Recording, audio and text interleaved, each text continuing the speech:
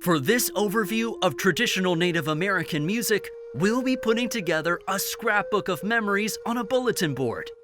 Before we begin, know that this video covers Native traditions as a whole, without going into depth with any specific band or tribe's individual customs. So, what events can we commemorate? At the center of the board are the words "Dream to Travel," next to a sticker of a plane flying around the world. This represents regionalism, a central idea for Native American culture.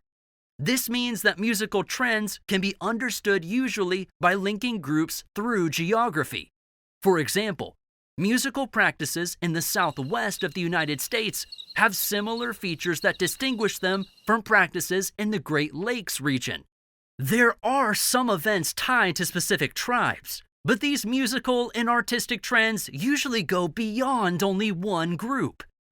Next, we see a photo reminder of our school dance, with "The Ceremony" written in a beautiful script. This reminds us that music is almost always made or performed for a specific ceremony or occasion. Music is almost always considered a part of something larger within a traditional context, rather than an end in and of itself.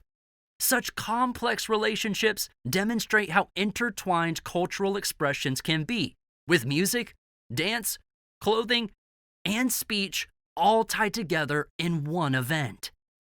The third item tacked onto the board is an old cassette titled "Dad's Speech."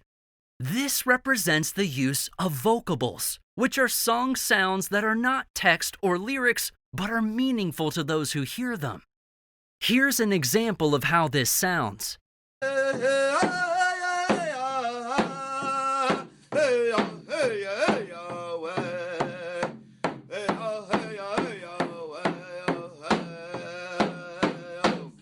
This type of singing is used in many cultures. For example, "Fa la la la la" in the Christmas song "Deck the Halls."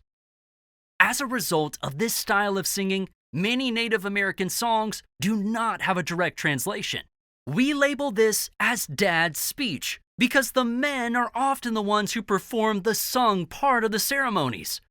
Men frequently use their falsetto voice in many songs. Falsetto is a sound made when you sing way up high.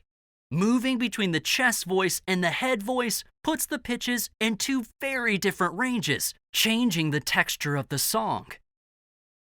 The scale used for the range of pitches in Native American music is also heard in many other cultures. The pentatonic scale uses 5 pitches, and we represent this as a picture from our 5th birthday, which you can tell from the 5 candles on the cake. Although this scale is employed, not all of the notes fit nicely into the tuning from Western European music, making use of microtones or tones in between the notes of Western European music. We see 2 postcards overlapping, and this represents the use of the call and response technique, where a musical line is sung by a soloist, "Hey there," and then responded to by others, "See ya." Call and response is found throughout the Native American sung repertoire, partially as a way to organize singing in a community. The technique allows the leader of a ceremony to present musical ideas to a group, and then to have the group either repeat the idea back or to musically reply to the first statement. Here's an example of how this sounds.